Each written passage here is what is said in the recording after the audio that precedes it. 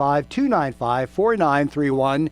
Open right now, 8 until 5 Monday through Friday, and 8 until 1 on Saturdays. Yes. So there we have it. So Fletcher's Garage, check him out, and of course you can catch Fred. He's always around. I'm here. Catch him on the fly. Yeah. All righty, 9:30 hour time, and let's head into the Need for Speed with Fred Fletcher. Good morning, race fans, and welcome to Yardley, Pennsylvania.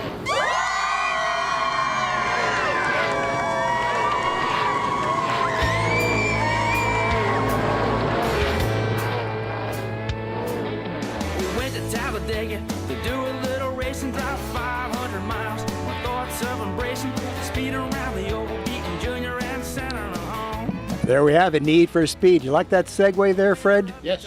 All righty. Okay. Try to keep the customer. Just like we planned it. Over here, we try to keep the customer pleased as well. So, anyhow. Yeah, we're here. We got special guest, Nick Leach. Nick, hey, Nick. We heard you earlier in the show. Yes, yeah, I yes. was messing around with my phone. I got Making yelled at by my dad who were here. So. A little cameo appearance there, Gotta but keep him in line. good to have you on board and tuned in. I know we met some time ago, Yes.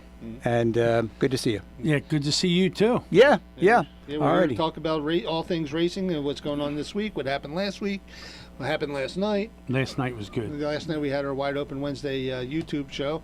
I think we have Earl on the line because Earl's always number one. All right, give me a second there, and Yeah. let's Yeah. double check on that.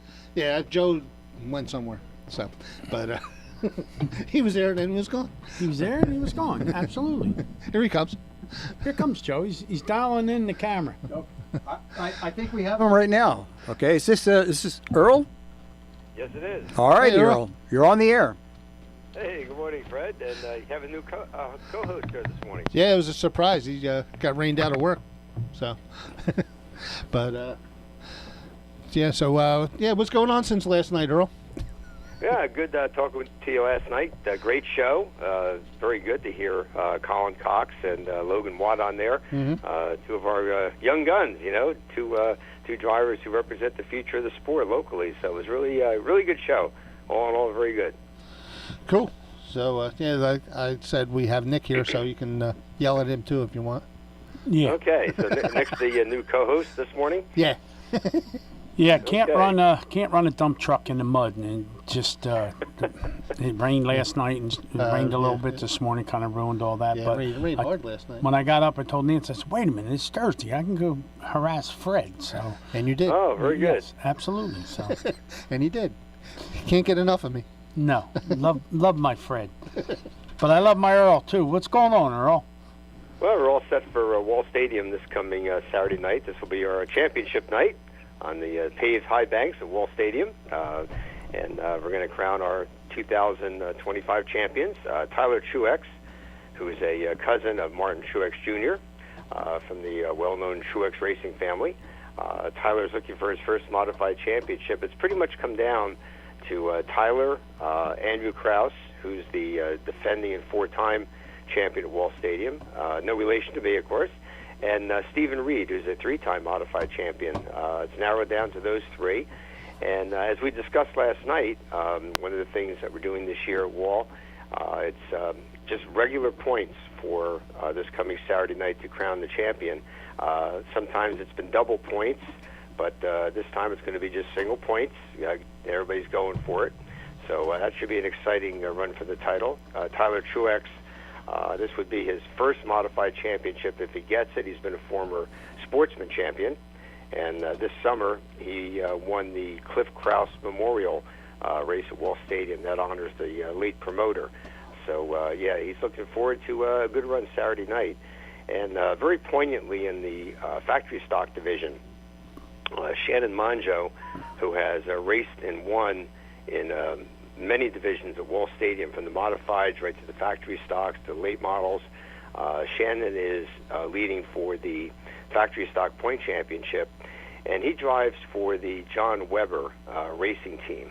Drives a classic Chevy Chevelle number 51 in the factory stocks. And very sadly, John Weber passed away unexpectedly about 3 weeks ago. And Shannon Monjo is racing with a heavy heart, and his goal is to win the championship this Saturday night in honor of his late car owner. So that should be a very emotional night. Shannon won the feature last week, dedicated to John Weber. And several weeks ago, before John had passed away, Shannon was in a hard accident with that car. It was virtually destroyed, but incredibly, the team rebuilt the car. A gentleman named Gil, who was on the crew, he did all the fabrication to get the car back, and along with honoring John Weber in Victory Lane last week, Shannon dedicated the win to Gil, his winner. And it's going to be a good night. And we have one more race after this Saturday for the regular season, October the 4th, on a Saturday night. We're going to have the 350 cubic inch wing super modifieds that race in New England. They ran at Wall Stadium last year for a special show. They're coming back on October the 4th, and they'll be joined by the ATQ MRA wing TQ midgets, which run on the inner track. So that'll be a nice open cockpit, open wheel show. And then after that, it'll be Thanksgiving weekend when we have our annual Turkey Derby. And I know, Fred, you're looking forward to coming down for that one. Yes, and hopefully, sir. Nick, you'll be there as well. Absolutely. We'll be there. Now, Very good. New Egypt's over with. by then. Shannon Monjo has won at New Egypt too, Earl. Yes, he has. He drove Yeah, reverse Rob control. Wormsby's car, right? That's it. Yes. Yep. He races on dirt and asphalt. Yeah, he's very good. Smooth racer. Versatile. And his dad, Rich, multi-time champion at Wall Stadium. Yep. And his uncle Joe, also another very fine competitor. So it's a real racing family. Yeah, they're very good people. I've had a chance to get to know Shannon from coming to New Egypt, and they're all intertwined with Jimmy Blewett. So yeah, pretty cool. Yes. Speaking, I'd like to speaking mention, of Jimmy, too, did you having surgery today? Is Jimmy having an operation today that you know of, Earl? Jim, not that I'm not sure if it was today or this week when it's Okay. coming up, Okay. but But it's I knew recent. he was due for some more surgery from Okay. that intestinal operation he had last year. So Okay. I'm really not sure, to be honest with you. Yeah, I saw some posts this morning, and it looked like might have been. I was making sure it wasn't old, and it wasn't, but I'm not sure if it was today or. Not this sure. week. I knew that he had mentioned that he did have some, I believe, follow-up surgery yet coming up this year. I hadn't heard anything about anything recent, though. Okay, maybe I missed. Well, he's been doing real well on his recovery. Oh, yeah. We got to see him. He come out to the track a couple times, and getting James in order to do what he's got to do, and Yes. he's been doing really well. So we wish him all the best. And if he's going to get something done within the next week or so, we want to send out some well wishes to him because. Okay, yeah, well, here we go. We're 2 hours ago asking for prayers today. Yep. Jimmy's going in for big surgery.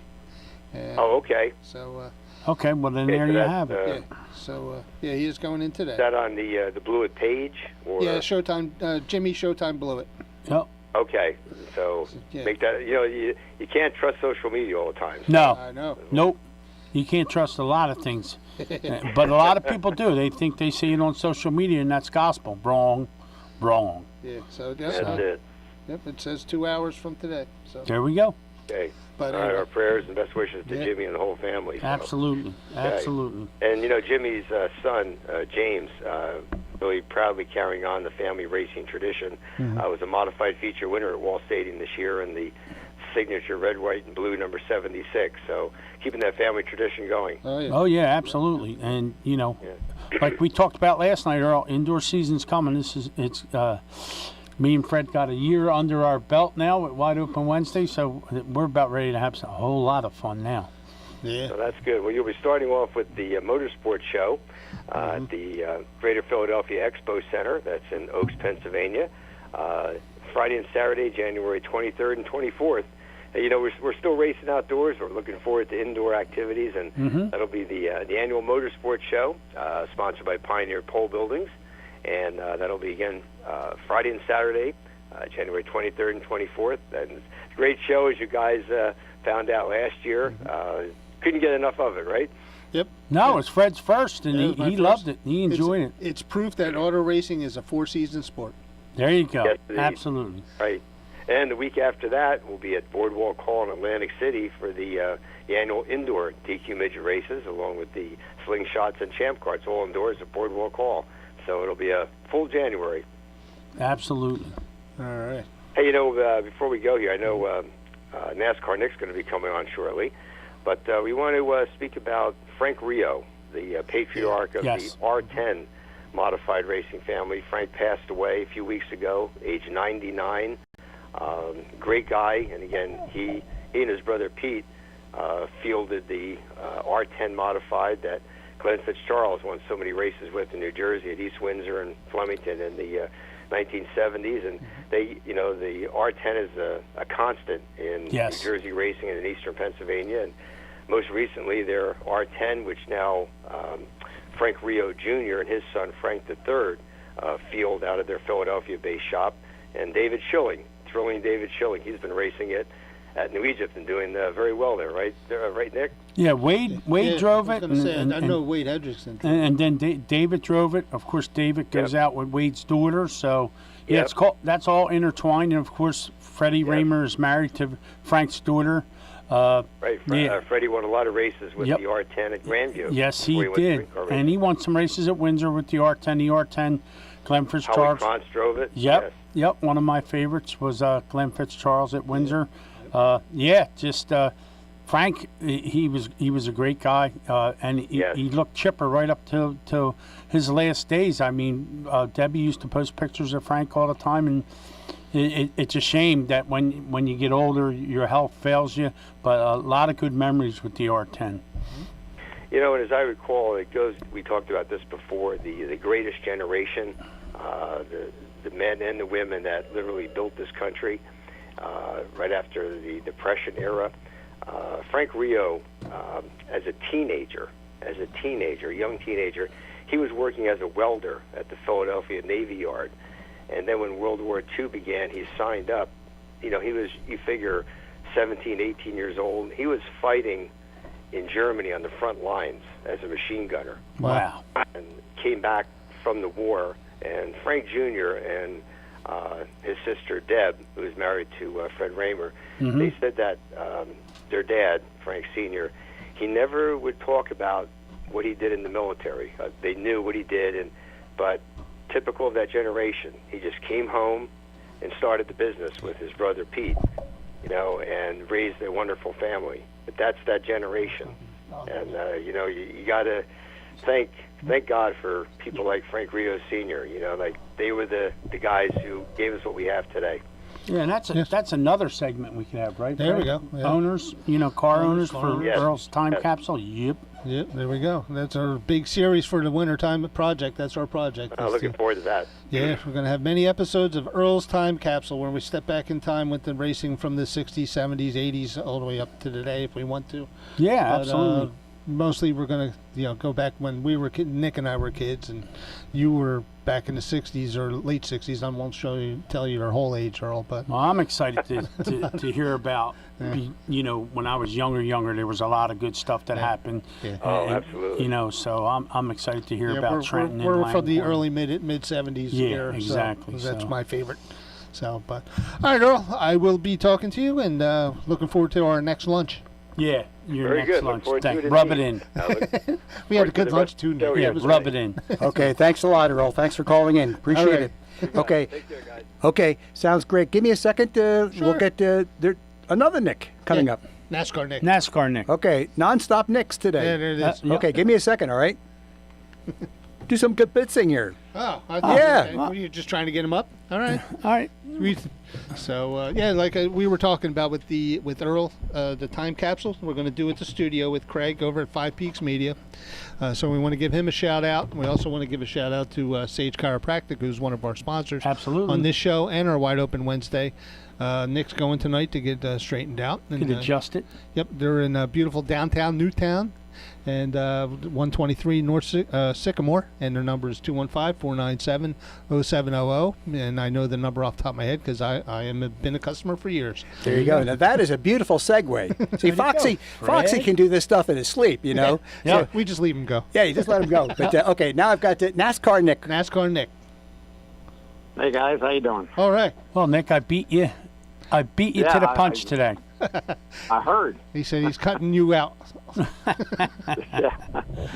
All right. So what's going on? That was a great show you had last night. It really was a lot. Yeah, it was a lot of fun having Logan and Colin on there, and then, of course, Paul Mancini, who got a win in Delaware. But, tomorrow night and Saturday night, hopefully Mother Nature's going to cooperate. And it ought to be happening at New Egypt. We're going to have a whole lot of fun there tomorrow night and Saturday night. It ought to be pretty cool.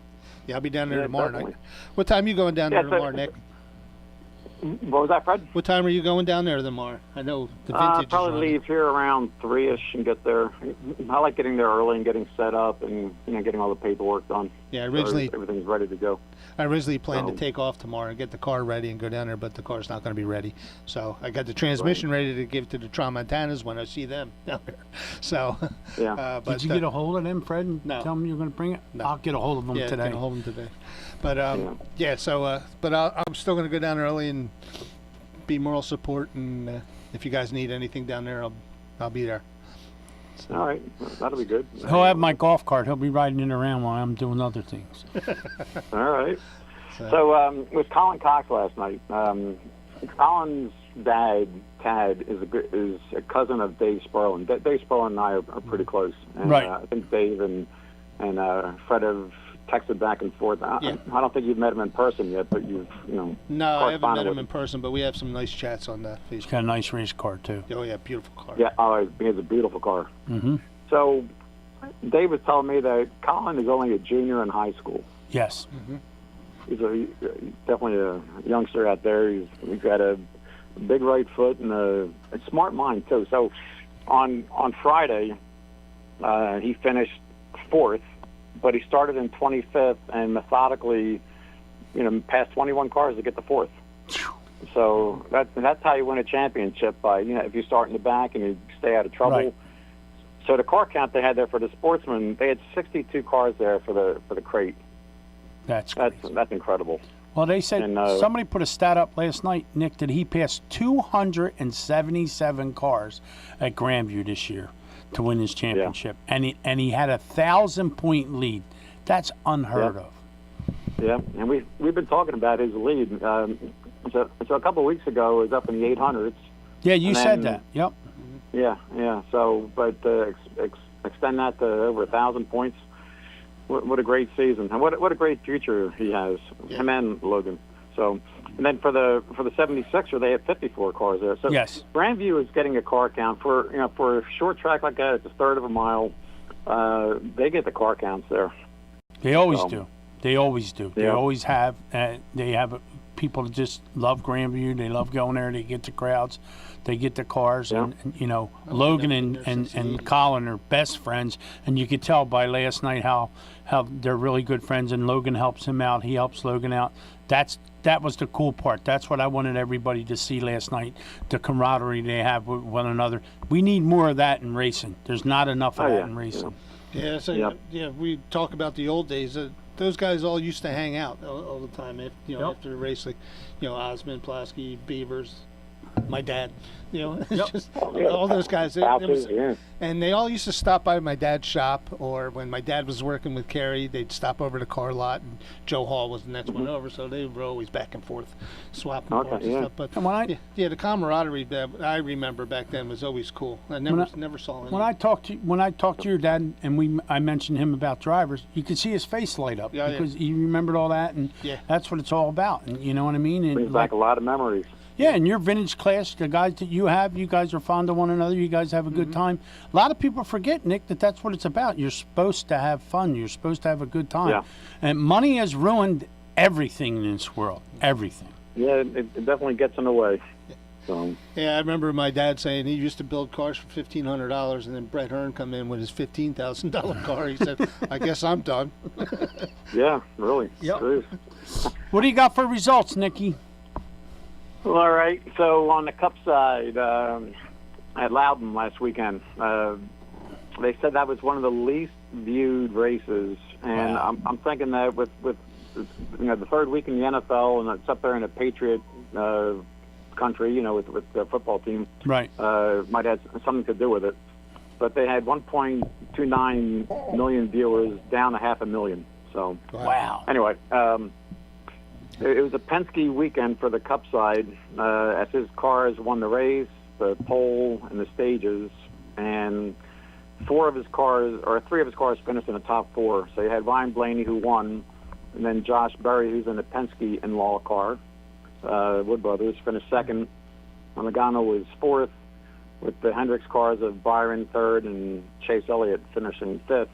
So that's a good run for Chase, because Chase has been struggling throughout the year, and he's coming on strong. You know, he's peaking right now at the right moment. So out of the top 5, 4 were playoff drivers. You had 3 Fords and 2 Chevys in the top 5. Previous to that, in the first round, you had Joe Gibbs' Toyotas winning all 3 races in the first round, and the first Toyota was actually 6th with Christopher Bell this time. So Blaney won. Let's see what else here. So in the playoffs so far, they're up to the second round, the second race at Kansas this weekend. So we'll see what happens there. Below the cut line, you have Watermelon, Ross Chastain, Austin Cindric, and then the 2311 cars of Tyler Reddick and Bubba Wallace. So we'll see what happens going forward with them. The Xfinity side, Connor Zilic, we have to talk about him because he's really going places. We do talk about him often, but in a 13-race span, he won 7 races for a 2.0 average finish. At 19 years old, he's a regular series champion as a rookie. He's been mentioned to be the next generational run like Mario, AJ, Jeff Gordon. Manufacturer-wise, in the Xfinity, Chevy won 23 out of 27 races, so 85% of the races were Chevy. Junior Motorsports won 60% of the races, so Junior Motorsports is pretty strong. Well, you have Connor Zilic and Justin Allgaier, so yeah, 2 good drivers. 2 big winners out there. Connor's got to stay off the side of the car, though. He can't climb up there when he wins. Right. Yeah, right. Yep. He can drive, but he can't stand. Right. Yeah, he's got to work on his split, right? Exactly. All right, so at Bristol last time, Al, Butterbean Queen raced, and he finished a respectable 20th place, and he's rumored to go to an Xfinity, actually I should say a Riley Auto Parts Series car next year. So we'll see what happens with that. But they'll be in their second race of the first round this weekend at Kansas. So we'll see what happens there. On the truck side, Time. This kid's doing a lot. He won the pole, won both stages, and his signature move, like with other drivers out there, with Carl Edwards who do the backflip, people climb the fences, Ross Chastain smashes a watermelon. So when Corey Heim wins a race, he sticks out his left wrist and points to where his watch would be because it's a time, which is pretty cool, actually. So, but he definitely showed his time move, and that's his 9th win of the season. So he tied Greg Biffle, who in 1999 won 9 races in the season.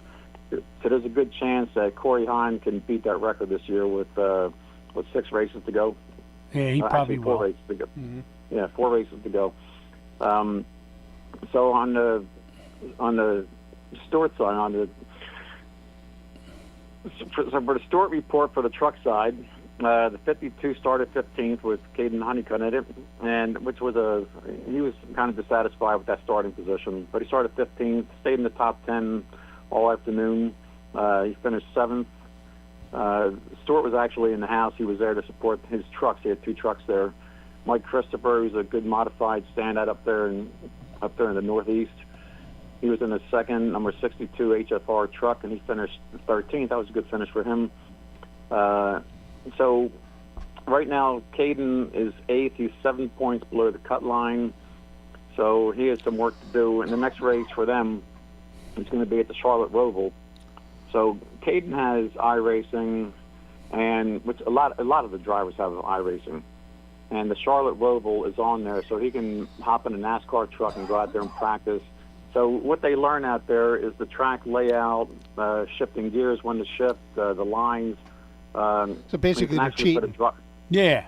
Well, it's practice. They all do it. Yeah, but they got a simulator that's like sitting in a race car, and then it has all the hydraulics on it. So, yeah, So there.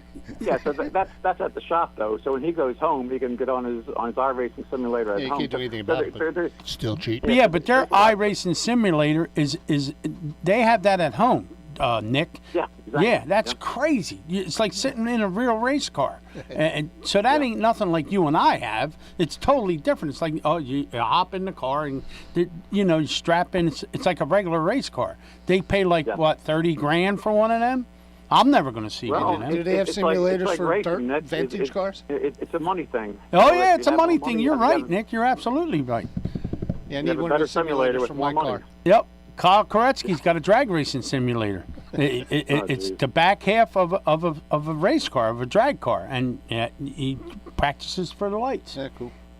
Yeah. But- Wow, that's pretty cool. So that's it with stored on the trucks. Caden's up there. He's in the playoff 8. So, but he's in 8th position. So I hope he moves up to get in the final 4. So he has 3 races to do that. So for the Stewart report on the dirt side, for Fonda is this Friday with the 358 and Saturday with the short track Super Series 50 lapper, and Jess will be in both those races on Friday and Stewart's Saturday. gone to the track now, right? I've seen videos of him going Yes, to the he- racetrack and watching the races, right? Yep. Cool, very cool. And Alex Zinkowski is going to be in the 44 for the dirt week, and then for the Eastern States 200. Nice. So we'll see what. Nice. so I that kind of goes. figured that was going to happen because him and Alex are pretty tight. So. Yeah, he stays at their house when he goes up at the race the weekends when he races Utica and Fonda. Yep.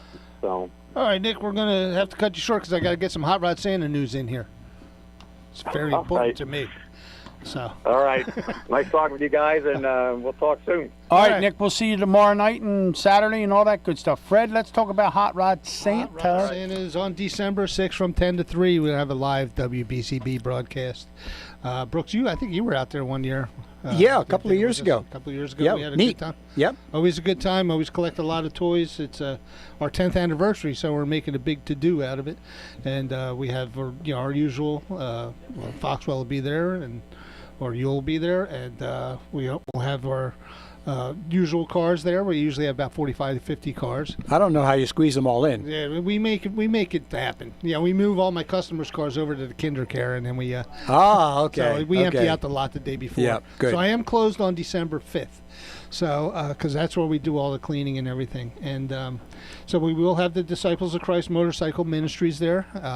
To be doing some gospel stuff and free hot dogs as they always have. And the big news is that we reached out to, and they reached back out to us first. But Puss in Boots is involved with this. Going to bring the food truck out. I heard you mention that a couple of weeks ago. Yeah. Yeah. So Derek and I worked it out. We're going to have burgers, burgers, chicken tenders, soup. All kinds of stuff, all the great food from Puss in Boots. So if you get over there before Hot Rod Santa, you should try it out because they have awesome food over there.